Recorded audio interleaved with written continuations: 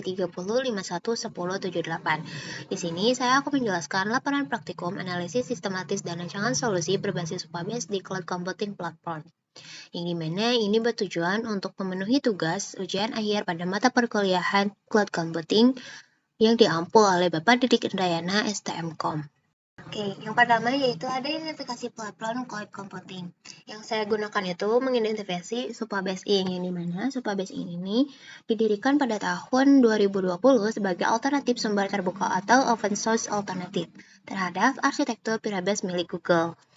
Nah, perusahaan pengembangnya itu dikembangkan secara kolaboratif oleh Supabase Open Source Community dengan didukung pendanaan awal dari kombinator.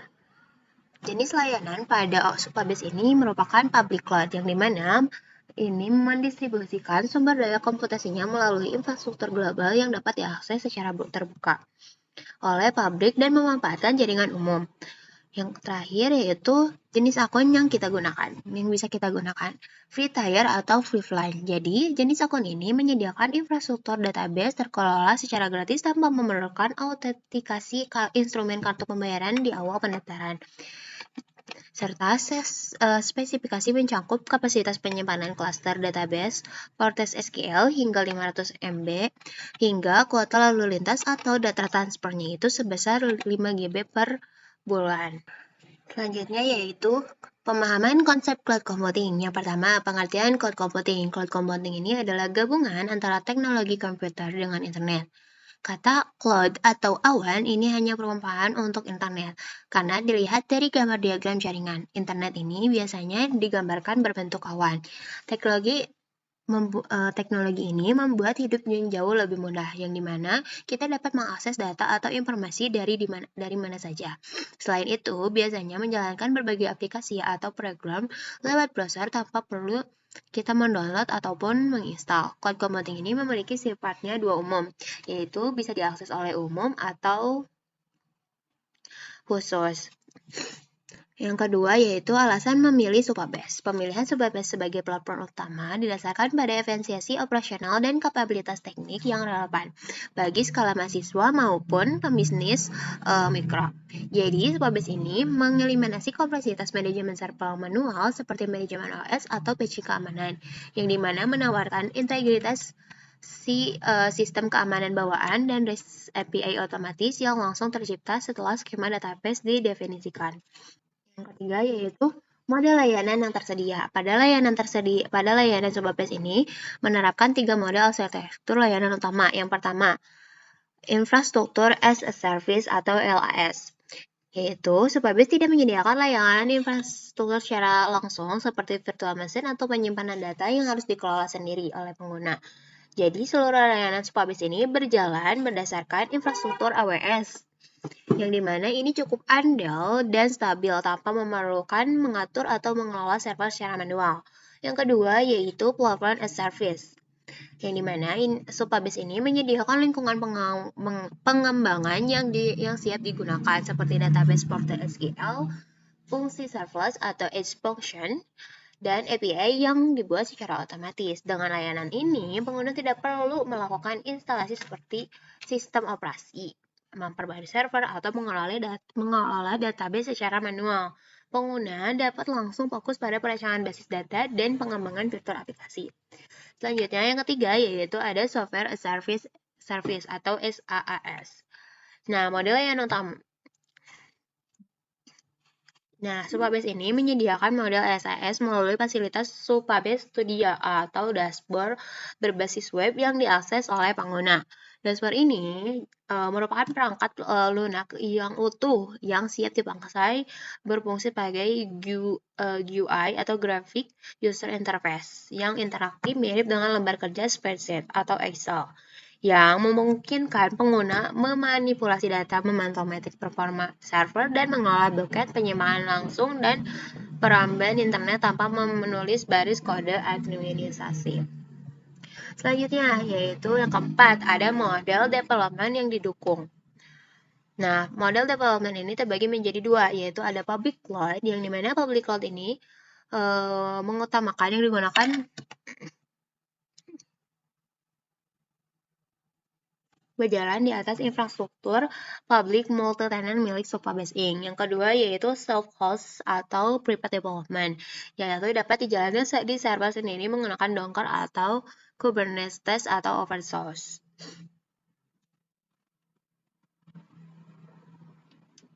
Nah, hubungan antara layanan cloud dengan kebutuhan pengguna.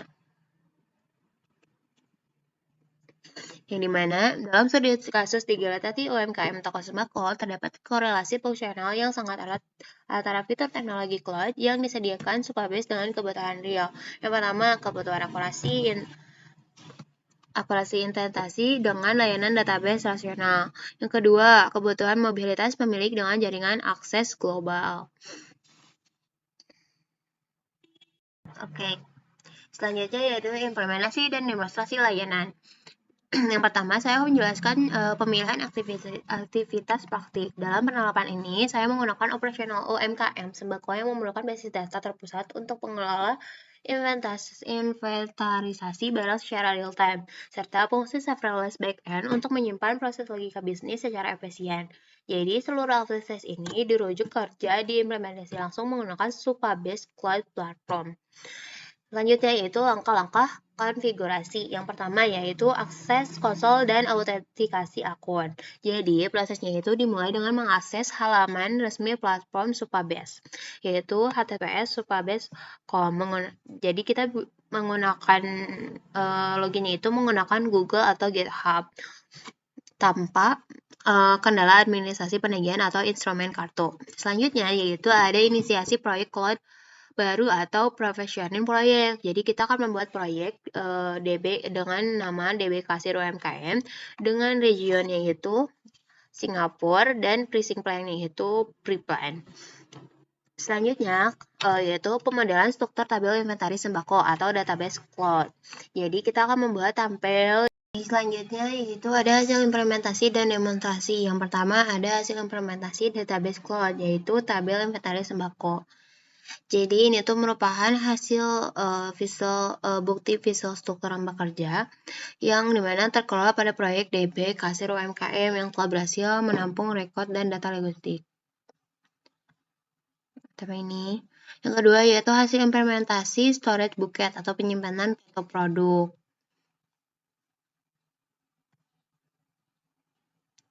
Dan yang terakhir yaitu hasil implementasi aktivitas layanan serverless edge function. Ini udah berhasil di deploy dan ini ketika kita mengklik atau mencari pada alamat halaman berikut tabel stok barang.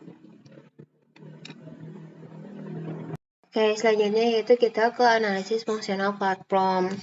Nah, analisis fungsional platform ini jadi Supabase ini menyediakan berbagai ekosistem layanan yang saling terintegrasi untuk mendukung kebutuhan infrastruktur teknologi modern. Jadi, dilakukan analisis mendalam pada 5 layanan inti Supabase yang meliputi sektor komunikasi, penyimpanan, basis data, jaringan, dan analitik data. Yang pertama, database terkelola.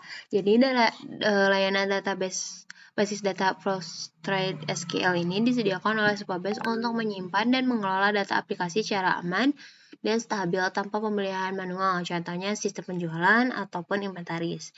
Yang kedua yaitu ada cold storage, yaitu layanan penyimpanan objek atau bucket untuk berbagai jenis file seperti gambar produk, dokumen, dan video yang mudah diakses melalui API. Selanjutnya yaitu ada air function. Nah, ini menjalankan logika aplikasi secara serverless tanpa menggunakan server. Jadi, ini tuh cocok untuk proses otomatis seperti penghitung stok barang dan mengirim email konfirmasi. Yang keempat yaitu ada authentication, yaitu mengelola identitas dan login pengguna secara aman. Jadi ini pun Supabase ini mendukung pihak ketiga seperti Cloud, GitHub untuk mempermudah akses dashboard. Dan yang terakhir ada real-time engine. Nah, Supabase ini mensinkronisasi data instan ke aplikasi tanpa memuat ulang halaman. Jadi pengguna itu memungkinkan pemantauan stok secara langsung oleh pihak toko. Oke, selanjutnya yaitu evaluasi dan perbandingan platform. Di sini saya menggunakan perbandingannya itu GCP atau Google Cloud Platform. Yang pertama dari segi biaya. Nah, dari segi biaya itu Cloud Platform ini cenderung lebih ekonomis. Terus perhitungannya per detik dan diskonnya otomatis untuk penggunaan berkelanjutan. Selanjutnya, sedangkan pada Supabase ini menyediakan skema free tier melimpah tanpa keharusan input kartu pembayaran di awal pendaftaran, serta struktur biaya dan yaitu flat dan transfer. Selanjutnya dari segi performa. Yang pertama, pada Google Cloud Platform, unggul pada kecepatan jaringan global yang stabil dan pemrosesan data, analitis dan analitik atau BigQuery. Sedangkan pada Supabase, yaitu sangat konsisten dan efisien untuk operasi data rasional seperti eksekusi fungsi serverless di jaringan edge. Selanjutnya pada kemudahan pengguna, yaitu pada GCP-nya itu UI konsol sangat modern, bersih, intuitif, dan pengelompatan menu berbasis proyek efisien. Dan sedangkan pada Supabase menyediakan UI ringkas dengan fitur Build Versi Table Editor yang merupakan bawaan yang sangat ramah bagi pemula. Selanjutnya pada segi keamanan. Nah, pada keamanannya itu, pada GCP modelnya keamanannya transkripsi secara default pada REST dan intransip menggunakan infrastruktur lapis baja Google. Sedangkan pada Supabase itu menggunakan kontrol keamanan tingkat tinggi melalui arsitektur roles level security. Selanjutnya pada dokumentasi, pada GCP-nya itu dokumentasinya interaktif, banyak panduan kode langsung terintegrasi dengan Cloud Shell. Sedangkan pada Supabase-nya dokumentasi terstruktur, lengkap dengan contoh potongan kode yang siap pakai. Lalu dari segi skalabilitas, jadi inisiasi pangskalan verifikasi horizontal. Lalu dari segi skalabilitas yang pertama pada GCP. Nah, GCP ini inisiasi perakalan install atau kecepatan bonding VM sangat cepat. Lalu sedangkan pada Supabase itu ketangguhan PostgreSQL atau Enterprise. Oke, selanjutnya yaitu rancangan solusi cloud computing. Yang pertama ada diagram arsitektur cloud. Jadi rancangan arsitektur komputasi ini untuk sistem kasir digital UMKM sembako yang dibangun untuk menggunakan pendekatan topologi backend as a service atau BaaS terpusat. Seluruh aliran pertukaran data dari perangkat kasir front end atau klien menuju infrastruktur backend dengan kapsulasi menggunakan protokol nama HTTPS yang divalidasi langsung oleh lapisan API Gateway bawaan dari si Supabase-nya. Ini merupakan rancangannya. Selanjutnya yaitu ada 2 layanan cloud yang digunakan. Jadi sistem digital ini dikembangkan menggunakan 3 layanan utama dari Supabase. Layanan pertama yaitu database PostgreSQL yang digunakan untuk menyimpan data transaksi dan data produk sembako. Yang kedua yaitu layanan storage bucket, yaitu foto produk yang digunakan untuk menyimpan gambar. Selanjutnya yaitu layanan ketiga adalah Edge Function atau cek stok sembako. Nah, ini tuh berfungsi untuk menjalankan logika backend secara otomatis.